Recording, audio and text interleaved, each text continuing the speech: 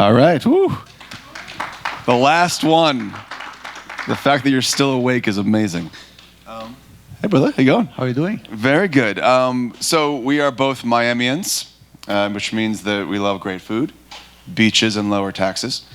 And you've had an eclectic background. You were in the telecom space, and for many years you went from hardware to software. So with the remaining people that are here, if you talk a little about how that transition happened and what you've learned from that. Yeah, thank you, Brian. And first, thank you for the ones who stayed and are interested in hearing us. I don't know why you were doing that, but we will try to make it worth. That's fine too. We should have said that there is beer in the end of this. That would have worked. That would change things. All right. So yeah, that's an interesting question. I have been in telecom for 25 years on my career, and then 6 years ago I made or actually realistically 1.5 years ago, because when I came to Meta I was still working on telecom. I made a transition to this industry, and the industries are actually quite different. And in telecom is not only hardware, right? It is hardware and software. And there are two main differences that I see being here in this industry for a couple of years. The first one is telecom is a very mature industry. It has been around for over 100 years. It is a highly regulated industry where the market has already consolidated, evolved, and things evolve and innovate in a certain pace. The second thing is it's highly standardized. So we do not have in telecom the degree of freedom that we have for creativity and innovation in this industry. Basically, telecom is an industry that evolved based on standards that are decided by the industry. Once the standards are decided, these standards also need to be decided based on what the hardware capabilities enable. Very dependent on chipsets, memory development, and you need to have interoperability, because when you make a phone call from Japan, it needs to terminate that phone call in Lima, Peru, for example. And not only need to have interoperability, you need to make sure on phone calls and internet also, right? So you need to have neutrality. Over time, the industry evolved to a point that the service that they provide is a commodity, very thin margins, and there's not much that you can do to differentiate. In the end of the day, I like to compare telecom to the airline industry.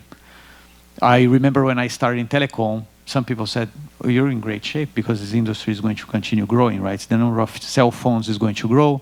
The number of fixed line connections needs to continue growing because the penetration is still low. There was a very bad prediction. In fact, it is actually decreasing.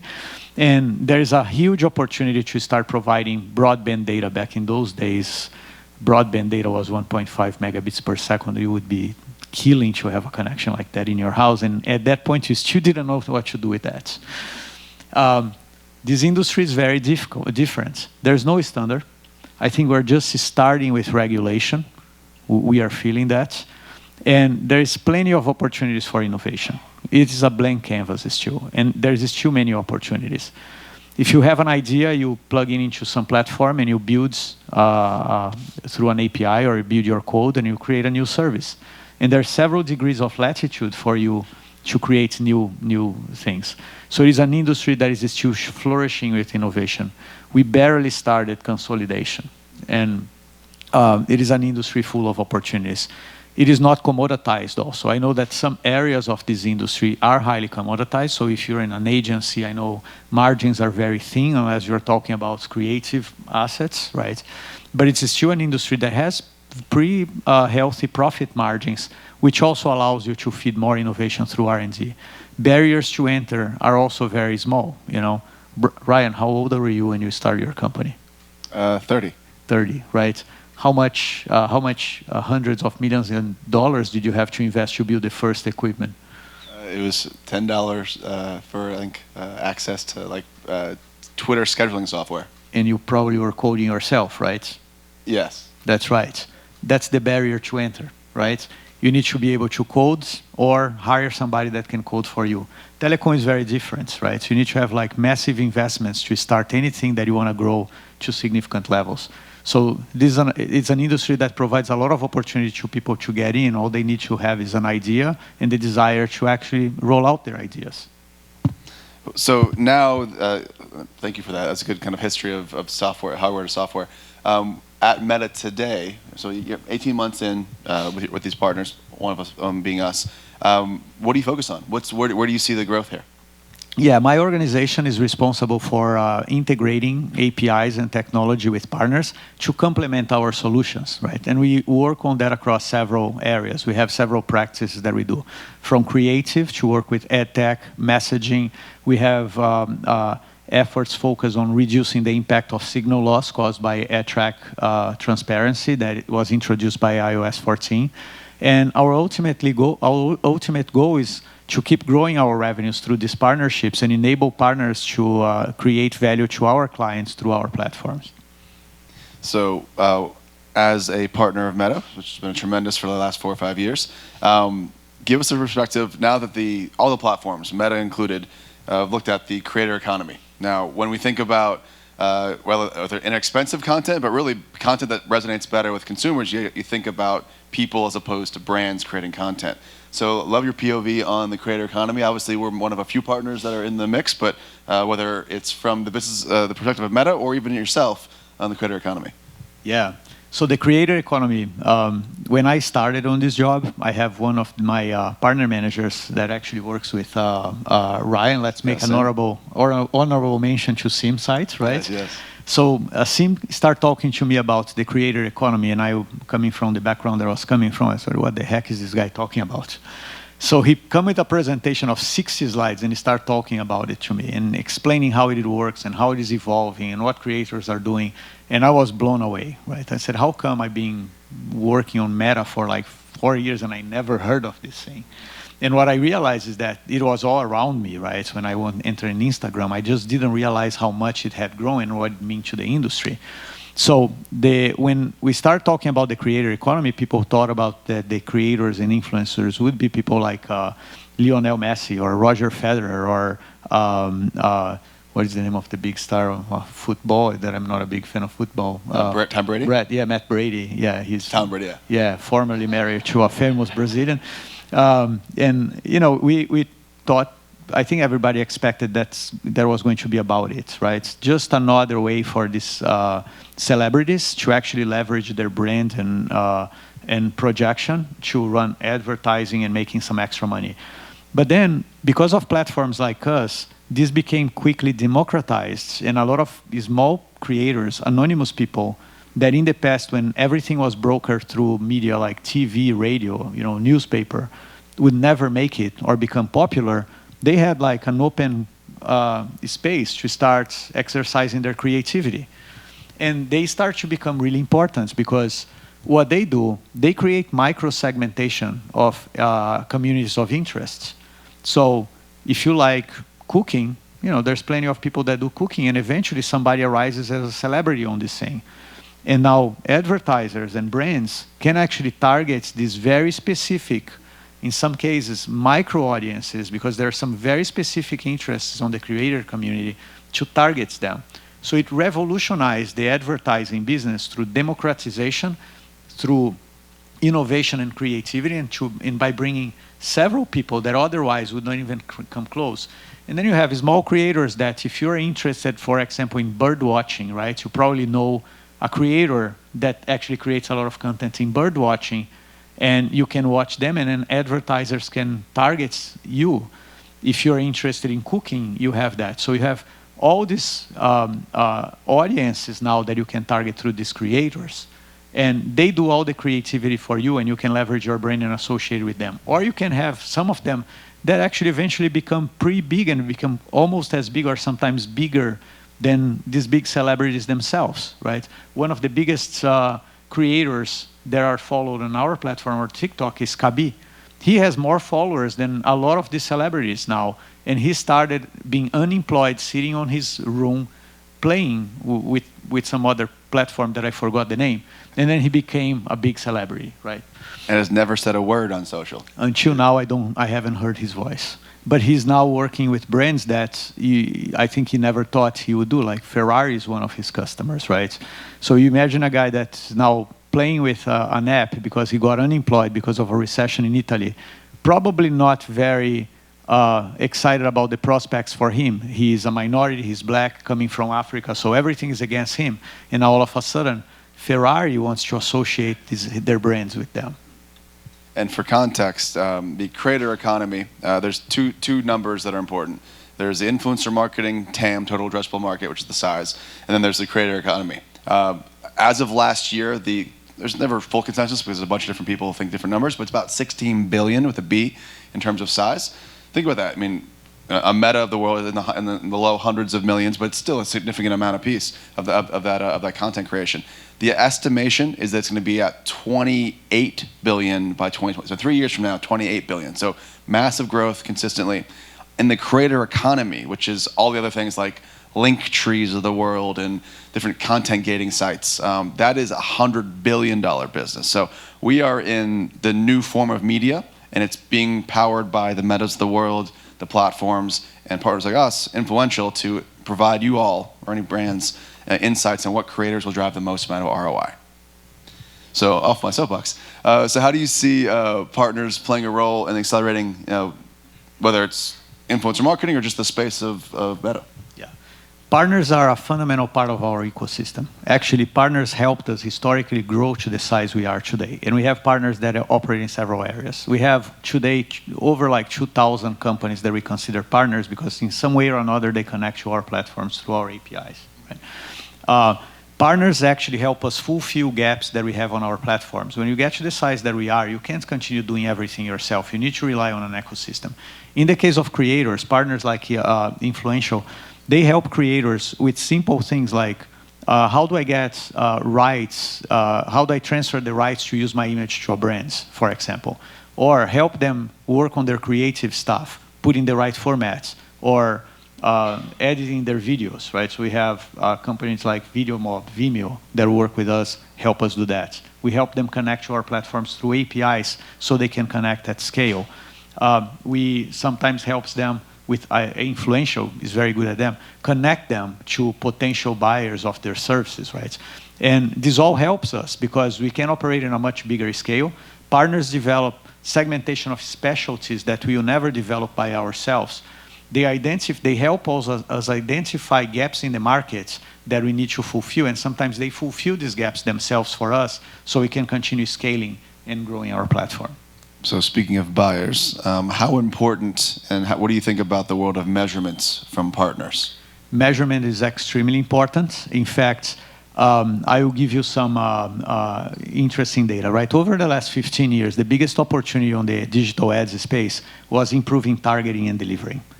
Because we moved away from that perception, talk a lot about that on TV, right? I spend 50% of my marketing budget every year, and I know that I waste. I just don't know which 50% it was. With digital marketing, you start changing this paradigm, right? Because on TV, the TV is on, and you know that at that point in time, it is a grid basis, right? And you develop that programming for a certain kind of audience.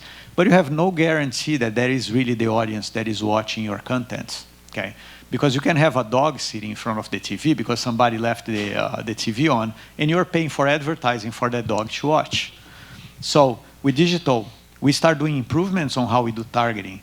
And we start to, there was a huge opportunity on that area that we start working on, and the whole ecosystem. Then we had companies in ad tech, companies that do optimization. But now we are reaching a point of diminishing returns on what you can do with that. All of our platforms become very sophisticated. Like we have a graph that we keep adding for like over 15 years. We have artificial intelligence with machine learning that keeps improving for over 15 years, right? So the next opportunity now is on the creative side. The decision of a potential consumer to click on an advertising is 70% influenced by the creative, 70%. That's why also historically agencies were valuable because they help brands with the creatives and the nice advertising on TVs and things that were actually pretty cool, right? Because you want to catch people's attention. You want them to interact with that advertising. However, there is still, up to this point, there is still a huge opportunity to improve how you optimize that. Because historically, doing creative was based on it was a reactive feedback, right? So you have a creative guy in an agency that is full of good ideas and have a sense of what a consumer may like. He creates that, and many times it's a complete disaster because it's very much based on gut feeling and experience. We want to turn creative into a science, just like we did with the delivery and targeting. Okay.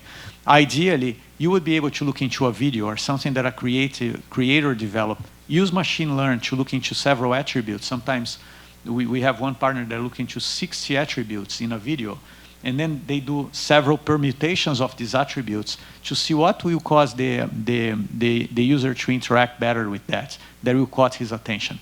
A human cannot do that. A human, if you're really good in math, okay, you're going to calculate how many different permutations of 60 attributions you can have. But if you want to really play with that and optimize that for people to watch and react to that well, you need artificial intelligence and you need machine learning. And that's where we want to go. So partners like Influential help the creators understand how they have to create this, using artificial intelligence, and we have several other partners that do the same thing. The next opportunity for improvement on performance of advertising is to turn the creative assets into a science. And when you think about we're two sides of any platform, there's the native in your feed, your stories, etc. Then there is what you get served inside of that feed, which is the paid media piece. And that's the science that you guys have built out from the audience graph to the measurement pieces. So what we brought and what really has standardized the space to get these $16 billion plus in dollars comes from what is actually measurable from the name, image, and likeness of a content creator, whether it's The Rock or it's the hometown hero that runs the cul-de-sac. And some of those things, if you guys aren't aware, if you're on Instagram and you see an ad from XYZ creator for a QSR restaurant, you can actually be targeted based off of where you live and what your proclivities are, and then be measured if you, not you per se, not Ryan, but a 39-year-old male living in Miami walked into a McDonald's, Burger King, etc. So there's measurement on delivery of that, which has been massive for its spend from these different platforms or from these brands. There is everything from at the register. When you buy through partners like IRI or Nielsen or Oracle, if you go and get a Pepsi or a Coke at the register, that's also trackable, again, through these social platforms and creator content. Tuning into the NBA or the NFL, e-commerce, all of that stuff now is trackable. And that is the evolution. It's the marriage of the heart and the brain. It's the creative from the creators, and it's the things that are authentic on their native feed. And then you add in the targeting and audiences that you guys have built out that partners like us also then go find from Experience and Live Ramps of the world to then drive back that ROAS, which in turn feeds the beast to give more dollars to creators, and they make more content because they can make more money. And that is part of the ecosystem that Meta has allowed for us to build. And I think that we'll see that 28 billion number probably go into the 30s and 40s soon after that as well. So with that, we talked about why creators, what's the upside. There is two schools of thought, and there's an old school of thought, and I think it's more of a newer school of thought. There's like celebrities, there's the Kardashians, the Messis, the Rocks, and then there's the micro, even nano influencers who become a thing. What's your perception, POV, on that maybe juxtaposition? I think there is a space for both, and the segmentation is based on your purchasing power, right? If you can actually hire Messi to promote your brands, and you have the monetary power to do that, yeah, go for it, right? It's guaranteed. He has a brand, admire, you're going to associate your brand with that. The problem with that is that 99% of the brands out there cannot afford. Just to give you an example, as an anecdote here, we were about to launch one of our products a while ago, and we wanted Lionel Messi to just write a one-line Twitter talking about it. He says, oh, one line, $1 million. To write a one-line Twitter, right? And it is one tweet, that's it. There's no repost or anything. It is not affordable. So then you have into the smaller influencers and creators that have a captive audience, they have a very target audience, much more affordable, right? You find a lot of creativity, you have several options. So there's a space for everything. I think the big influencers, Kardashian, Roger Federer, Messi, and all the big ones, they remain there because there are brands that want to associate with them. Sometimes it goes wrong, like Tiger Woods, right? Yeah. But then you have a lot of options of these smaller creators. And if you get really lucky, maybe you start working with a creator that over time he becomes really famous and you associate yourself with him early on. Yeah, and it's affordability, but then it's also value. So The Rock, again, everyone loves The Rock. He's probably $10 million minimum to get out of bed in the morning to do any campaign. He has 200 million plus followers on Instagram. If you have an audience that is 25 to 44 with affinity for, soda in the Midwest, maybe only 5 to 10 million of those audience actually would align with that. So you're basically spending on all that wasted impressions, which is great. If you have a big enough product, then maybe it doesn't make a difference. But if you have a targeted product, it's a lot of money for a lot of wasted offering. You could get a bunch of mini-me's or pebbles for The Rock to basically do also the same advertising on these platforms and have them 100,000, 1 million followers and get 10, 20, 30, 40 of those people and create a moment, a hashtag. So I think while we think that celebrities have that great top of funnel awareness piece and the great transition to like PR and press, the nano, micro, macro is where we see the most value in ROI, ROAS for our clients. And it is another example, right, on how you bring all the innovation that was done on the targeting and delivering into the creative stuff. It's this micro-segmentation of audiences that you can target the exact kind of people that you're trying to get to. If you like cooking and there's a creator influencer there that does a lot of video cooking, you know that when he posts, your audience is going to be exactly what you're looking for, which is not the case with the big creators or influencers. People that follow Lionel Messi may not even like soccer or may not have never watched a soccer game, but they follow Lionel Messi. And here you are advertising to people that you think are soccer fans. No, they're fans of Lionel Messi, not necessarily soccer. So there's a big year for a lot of companies, but Meta has released a number of products and released more products. Talk about, I guess, what you're focusing on for partners, but also yourself to launch this year and focus on this year. Yeah, it's early on our planning cycle, so we still do not have our roadmap decided. But at a high level, we are going to continue focus on Reels and short-term videos, our creator marketplace, so brands can actually identify creators that can help them promote their brands, and continue developing APIs to help partners like Influential to make their business more efficient and help the creators and brands get connected and run effective advertising on our platforms. And since we're in front of a relatively small group now, but of advertisers, how best can these people come and work through the business ecosystems partnership team? You mean ours or yours? Or well, ultimately, whether it's through us, how brands can best work through partners, through you. Yeah, I mean, I'll give the example of Influential, and you start to understand what you did, right? The matchmaking that you did is very valuable because you have the expertise and knowledge of your space. You know who the creators are. You know what things work well because you've been doing for a while. You can also help with some of the assets and creatives. These partners can help you in many ways. They can help you optimize the delivery. They can help you identify the right creator to work with you and how to position them to promote your brands. So there's a huge amount of opportunities to improve how you run your advertising by working with our partner ecosystems. And we have partners in different specialties. Influential is a very unique one because of the way where they sit on the ecosystem, how they create these bridges between creators and brands. We have partners like Vimeo that we actually integrated into our platform. So if you go and run an advertising directly into our platform, you're a small business and you do not have the capability of buying a video editor, Vimeo is integrated there and you can do it straight from our platform and start changing formats. You can turn your pictures into videos. And we have several examples of things like this that we do to fulfill gaps that exist in the industry to make life easier and more efficient for advertisers like you. Before we open up for questions, I have a question for you. You mentioned, weirdly enough, bird watching. I don't know if that's one of your things you like to do. What are the things you actually like to watch creators do? Is there certain segments you like? Oh yeah, I mean, I'm originally from Brazil, so I'm a big fan of barbecue and steak. So I follow some influencers on that, right? And it's lots of fun. Of course, I like soccer, so I follow some influencers on soccer.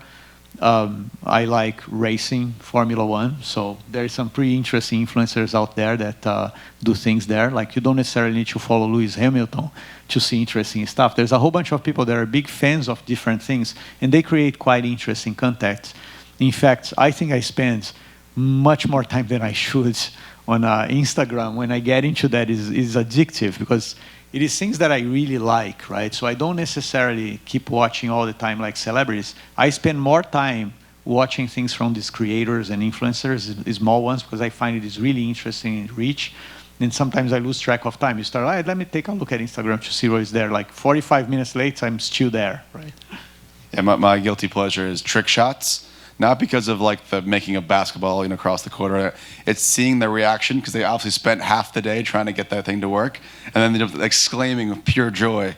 So I'm a fan of that. It catches me on the reels all the time. And I do follow Kabi. I love that guy. I think the guy is great. Yeah, and if you guys haven't checked him out, he literally doesn't speak. Everything he does is very funny, but it's emoting through hands and through kind of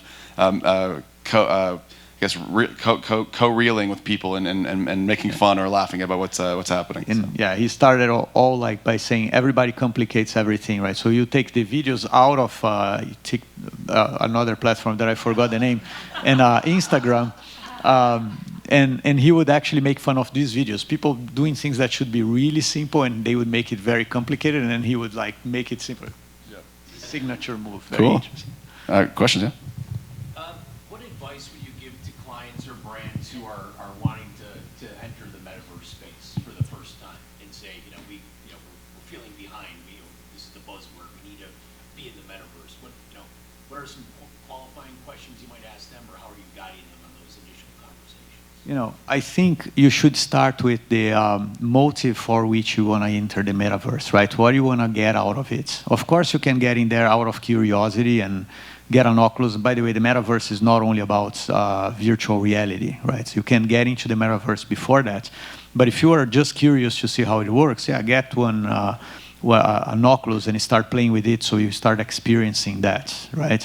If you want, and we are early enough in the metaverse that the opportunities are all there, still, right? Try to understand how you can position your brand inside of the metaverse. We already have like a relatively large environment there with horizons, right? You can establish presence there so people can see you. But it's very important that you understand what you want to get out of it and you understand how to capitalize on that. The metaverse is not something new, actually. The concept of the metaverse existed 20 years ago, and many people may not realize that. There was a platform... Second Life? Second Life, yes. There was a metaverse, right? Failed miserably for two reasons. The first one is the hardware and platforms were not ready for that. You upload Second Life on your computer, you crash it. There was not enough processing power. The second issue is it was actually not moderated. It was not curated. So some brands and big brands like IBM and Xerox established themselves there. But then what started to realize is that they put like their virtual presence with an office or a store there. And very like next door, there was a whole bunch of porn and drug dealing and things like this. Nobody wants that. So it failed. On the metaverse now, we are actually making sure that we don't have these mistakes. At least our versions like Horizon are moderated to keep the brand safe. We moderate also the interacts with people. So if we see like harassment, aggression, hate speech, racism, we take the user out, right? We want to keep it as a safe community to make sure that your brand doesn't get compromised by the actions of the people that are there. And then what we've seen for most of our clients are the Fortune 1000 brands. So some have jumped in the actual platforms themselves and built worlds. We see more of the Web 2.5. I don't think it's a thing, but I'll call it that. It's the onboarding from creators and their IP or their avatars as virtual creators. So people have millions of followers that are not real. It's the most famous one, at least from the press perspective, is Lil Miquela. Got bought by Dapper Labs, and it was made by Bruds, a couple of million, 3 million followers. And she basically does branded campaigns where, whether it's static or video imagery, and you can then have Lil Miquela's avatar in Horizon Sandbox, or we're going to put it there, and then having that kind of through line. So that's kind of an onboarding way, as opposed to having to say, tomorrow I should just have a place, a store, an experience, which if you have no long-term plan to keep it up, it's going to be a very expensive PR moment, as opposed to I can do a regular media buy on a platform through virtual creators and have it extend into some sort of third-party platform or the collective metaverse. Any more questions? The metaverse to end it? What you got? Can you talk about like click to message on like Messenger, Instagram, WhatsApp? It seems like nobody's really doing that well yet. Yeah, I'll be glad to talk about this. Actually, my team does a lot of work on integrations on that area. So first, messaging is a very effective form of communication, okay? More and more people prefer to interact with a brand or with a merchant or with a customer service through messaging, right? I think we all went through this. You call a phone number, you go through like 27 menus, clicking, and then the call drops. Then you do it again, you go through the same several menus. Now you are putting on a waiting line, you wait 2 hours, and the call drops.